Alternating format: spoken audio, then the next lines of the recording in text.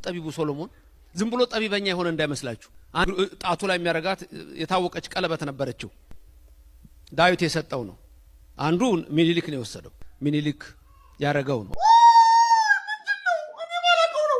እኔ ባለቀው ባለትዳር ድሃ መጽደቅ አይችልም ገረሁነቱን አይችልም ነው ማለት የመነኩሴ ሀብታም የባለትዳር ድሃ ይጸድቃሉ ብላችሁ እንዳትገምቱ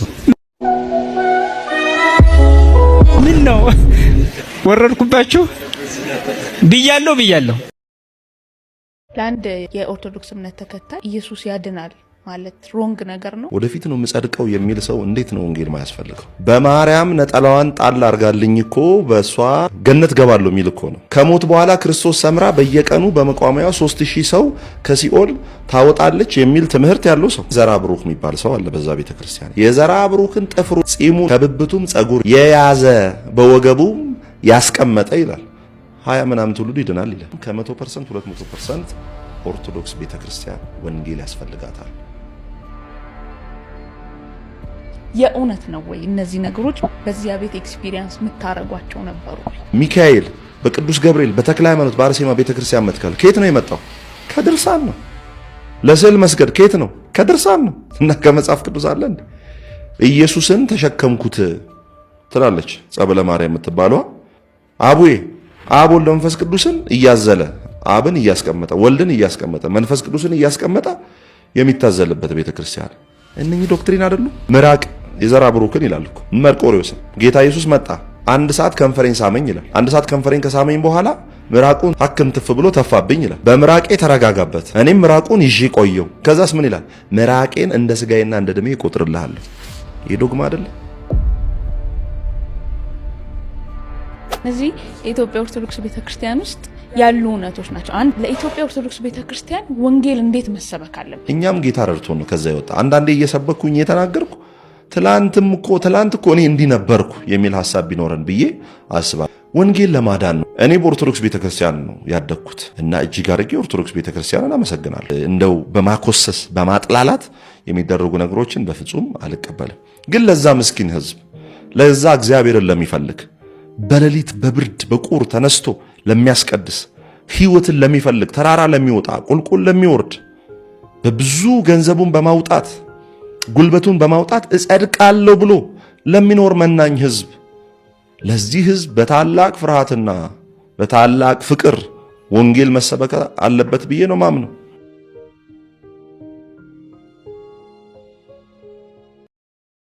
እዩ ጩፋ ተያዘ እዩ ጩፋ ተይዟል እዩ ጩፋ በምን ተያዘ የሚለውን ጉዳይ በደንብ ነግራችኋለሁ ይሄንን ተናግሯል ስሙ ተያዘ እዩ ስፖርት ስራ ስትባል ጥቅስ አትጠይቅ ቀጥ ብለህ ወደ ስፖርት ግባ ማርያም ታማልዳለች ሲባል ጥቅስ አትጠይቅሽ እዩ ጩፋ ስፖርት ስራ ስትባል ጥቅስ አትጠይቅ ካል ማርያም ታማልዳለች ስንል ጥቅስ አትጠይቅ ዝም ብለህ ገብር ግባ በህይወቴ ዘመን ብዙ ጠቢባኖችን አይቻለሁ የዚህ ጥበብ ደግሞ ይለያል ከንግግሩ እኮ ነው የያዘው ምን አይነት ጠባብ ማን ነው ጠቢብ ቢሆንክ ሰው ነው ግን አላህንተማ ታወዝ ሊቀረጽልህ ይገባል ከምር ለሰውነታችሁ ስፖርት ያስፈልጋችኋል ለጤንነት ስፖርት ስሩ ጥቅስ አትጠይቁ ብሎ ስለተናገረ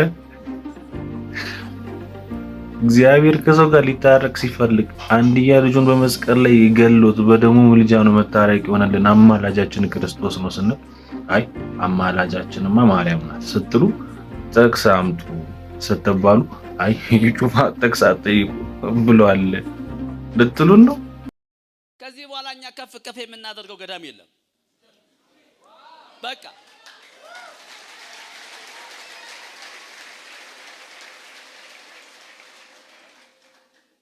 ከዚህ በኋላ ከፍ የምናደርገው የትኛውም ስፍራ የለም ጽድቃችን እሱ ሞር ተገኝቷል እኛ አሁን እግዚአብሔር አብ ያለበሰን የክብር ልብስ ኢየሱስ ነው ሃይማኖት ያለበሰንን የክብር ልብስ ትተን እግዚአብሔር ያለበሰንን የክብር ልብስ ለብሰናል የክብር ልብሳችን ነው ኢየሱስ መጽሐፍ ቅዱስ ሊያማልድ በህይወት ይኖራል ስለኛ የሚማልደው እሱ ራሱ መስዋዕት የሚሆን በግ ነው እሱ ራሱ የራሱን መስዋዕትነት የሚያቀርብ ሊቀ ካህናት ነው እሱ ራሱ የራሱን መስዋዕትነት የሚቀበል ንጉስ ነው ንጉስነቱን አባቴ በማለት ገለጠ። አባቴ ሲል የእግዚአብሔር ልጅ እግዚአብሔር ነው። እሱም እግዚአብሔርነቱን እየገለጠ ነው። ስለዚህ ራሱን መስዋዕት አድርጎ አቀረበ።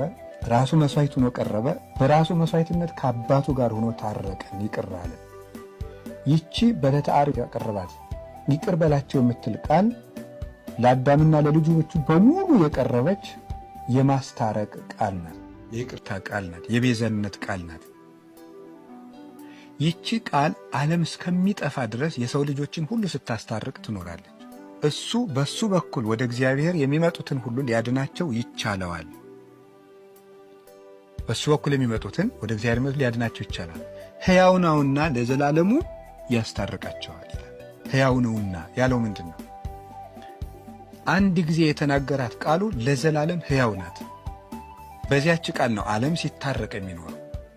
ስለዚህ በመጽሐፍ ቅዱስ ሊያማልድ በሕይወት ይኖራል፣ ስለኛ የሚማልደው የሚሉ ግሶች ሁሉ የተነገሩት አንድ ጊዜ በተናገረባት ቃል ዓለም ሁሉ ከአባቱ ከወልድ ከመንፈስ ቅዱስ ጋር ሲታረቅ የሚኖረው በዚያ ነው። እቺ አንተ ልጅ ናት። አዎ። ማን ፈወሳት? ማን ነው? እቺ ኢየሱስ ጌታ ነው። ኢየሱስ ጌታ ነው።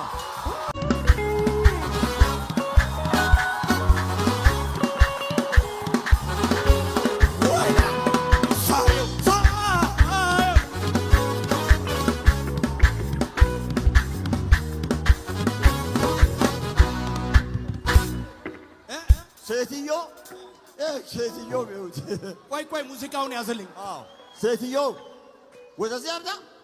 ቆይ እሷ ምን ናት? እሷ እኮ ተዳና